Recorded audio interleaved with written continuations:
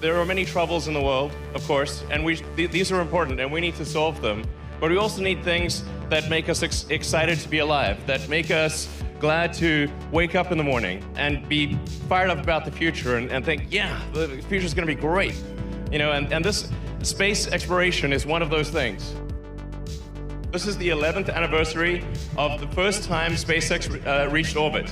It was actually our fourth launch. If that launch had not succeeded, that would have been the end of SpaceX. What's really kind of hard to grasp at a visceral level is that this giant ship will do the same thing that Grasshopper did. This thing is going to take off, fly to 65,000 feet, about 20 kilometers, and come back and land in about 1 to 2 months. The ship dry mass will be approximately 120 tons. The initial Mark 1 prototype is closer to 200 tons, and in series production, I think it'll probably be about 120 tons. In terms of its usefulness, it'll be able to do about 150 tons with full reusability to orbit and back. The cost of a fully reusable system is basically the cost of the propellant, which is mostly oxygen. The Falcon architecture is about 2.5 tons of oxygen for every 1 ton of fuel. This is 3.5 tons of oxygen for every 1 ton of fuel. Earlier I was talking about how Starship enters and how it's controlled. It's quite different from anything else. It's really falling, and so we're doing a controlled fall. So with a rocket, you're actually trying to brake, as opposed to you're trying to create drag instead of lift. It's really the opposite of an aircraft. You want the most amount of drag that you can produce, and you want some lift, especially when you're in the upper atmosphere, mostly so that you can control the maximum heating rate. So it comes like this, and then starts falling, and then just falls like a skydiver, and it's just controlling itself, and then it turns and lands, like that. Incredibly elaborate explanation, and then you can get a sense for it. This is much better. There you go, see? Same thing. But it'll look totally nuts to see that thing land. The Starship will have 3 sea-level engines that move up to about 15 degrees angle, and 3 vacuum engines that are optimized for efficiency that will not move. So they will be just fixed in place. And that allows us to have the biggest bell nozzle for the vacuum Raptor engines. Aspirationally, the target is a 380-second ISP for the vacuum engine. In sort of space geek terms, this is like really a great number. Ultimately, we decided to have heat shield hexagonal ceramic tiles that are basically very light but very crack resistant. Like at first it feels like, oh, it's steel. Does that mean it's heavy? No, actually it's the lightest construction. Steel is the best design decision on this whole thing is a 301 stainless steel. At cryogenic temperatures, a 301 stainless actually has about the same effective strength as an advanced composite or aluminum lithium.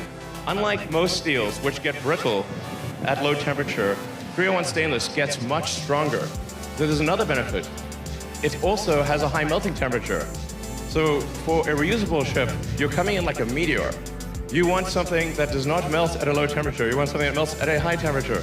And this is where steel is extremely good as well. The steel has a melting temperature around 1,500 degrees centigrade, whereas aluminum maybe 300 or 400 degrees. And same thing for carbon fiber, and that's really pushing it. Having that much higher melting temperature means that you don't need any shielding on the leeward side of the ship when it comes in for entry. And the shielding you need on the windward side, the hot side, is massively reduced because the thickness of the tile is dependent on how hot does the back of the tile that interfaces with the airframe get. And because the steel can take a much higher temperature, your heat shield is much lighter.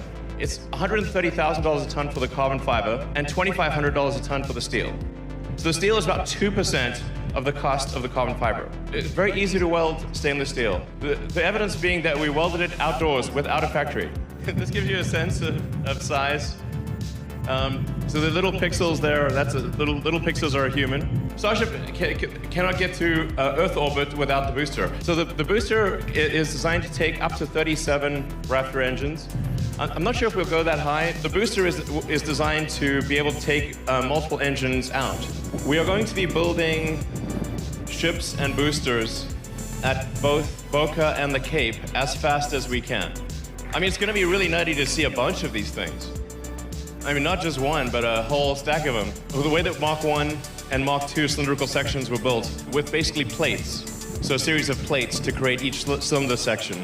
With Mark III and beyond, we will literally take the coil of steel from the mill, unspool it, change the curvature to a 9-meter diameter, and do a single seam weld. And it would also be thinner, which makes it lighter and cheaper. And we would seek to go to orbit with probably Mark IV or Mark V. I mean, this is going to sound totally nuts, but I think we want to try to reach orbit in less than 6 months.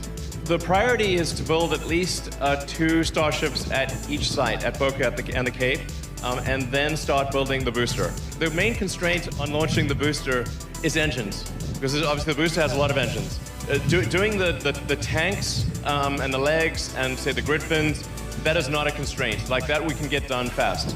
Including development engines, from now through orbit, we probably need 100 Raptor engines. And our production rates right now is maybe 1 every 8 to 10 days. And then our target is to get to a Raptor engine every day by Q1 next year.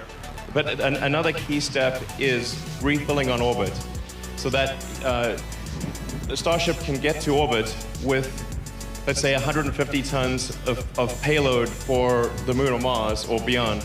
It can get tankered to fill up its propellant tanks, and so that it can depart from low Earth orbit with 1,200 tons of propellant. Your delta velocity is enough to transport literally 150 tons to the surface of the Moon or Mars. It's actually harder to dock with the space station than it is to do orbital refilling.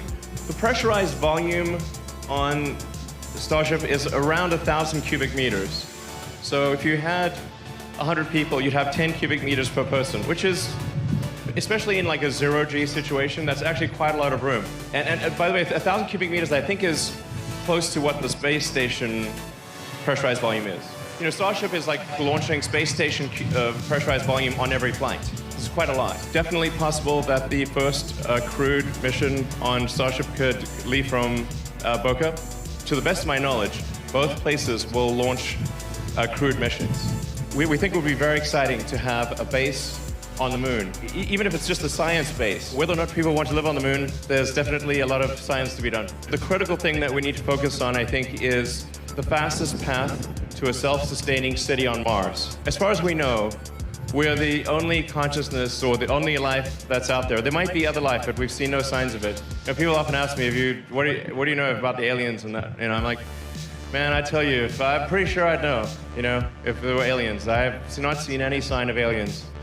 I think we should really do our very best to become a multi-planet species and to extend consciousness beyond Earth. And we should do it now. Thank you. Thank you.